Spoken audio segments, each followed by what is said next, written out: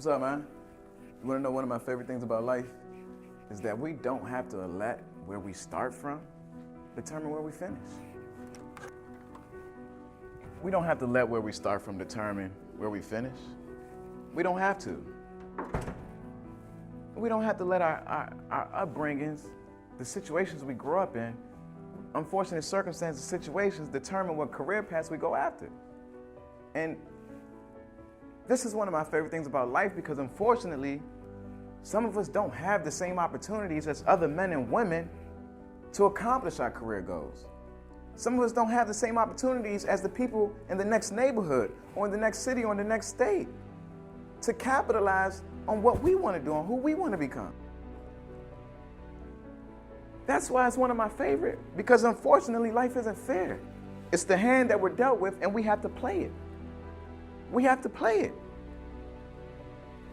But the good thing about it is we have a lot of people out there who are doing these things. A lot of people out there who are in these situations, but are still accomplishing. A lot of people out there who are in these situations, but are still setting the bar high. A lot of people out there who are in these situations, but they are still successful and still great.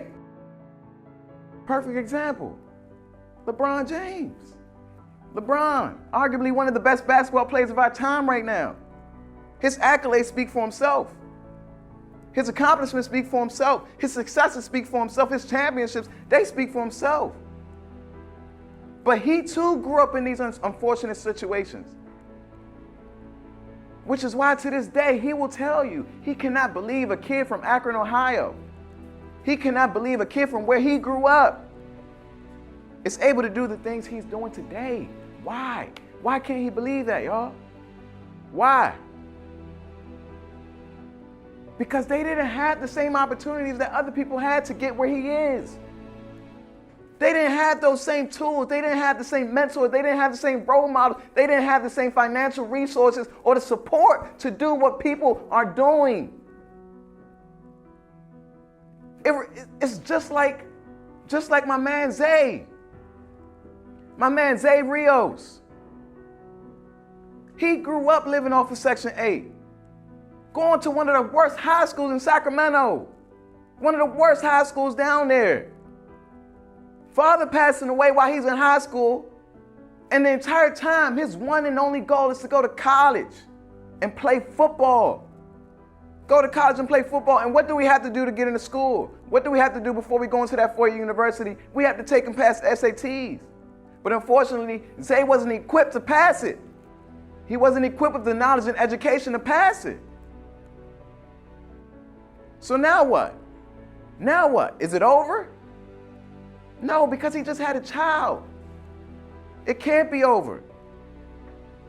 Now, there are some people who will stop what they're doing to focus on their baby, to focus on their child. That's okay, but that wasn't okay for Zay. That wasn't enough for Zay. It wasn't. He didn't have any excuse to put his goals down. He had every reason to succeed and accomplish them now. Every reason, not just because of himself, but because of his child who was looking up to him now. Working at Kohl's was not his goal, but that's where he was working. His goal was to get into college and play football. So he said, you know what? I'm going to switch my hands. If these are the cards I was dealt, I'm going to switch my hands. If I can't go in through the four-year university way, I'm going into a community college. He went to Yuba Community College, started playing football, and for the first time in 8 years, he took that team to the championship and won. He took that team to the championships at the starting quarterback and won. First time in 8 years. First time in 8 years. We're talking about the kid who grew up living off of Section 8. We're talking about the kid who doesn't have a two-parents family household that some of us have. We're talking about a kid who failed his SATs. We're talking about a kid who had every statistics against him, but created his own opportunity so he can be successful because he had wise on the line. He took that team to the championship, and guess what happened after that? Just a few months ago,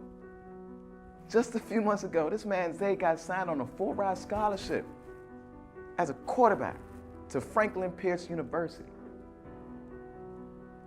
Full-ride scholarship as a quarterback to Franklin Pierce University. Come on, man. Come on. These are the same people The same people growing up in these unfortunate situations, the same people growing up in these unfortunate circumstances, but are still setting the bar high. Not settling for less. Not taking any excuse, but demanding that they get their goals, demanding that they get what they want, demanding that they get what they're working for. Not just for himself, but for his kid, for his child, for his seed. The next time we face a hurdle, and it happens to be an unfortunate situation that we have to go through, take a step back and deal with it. Take a step back and assess everything that's going on. And take your time.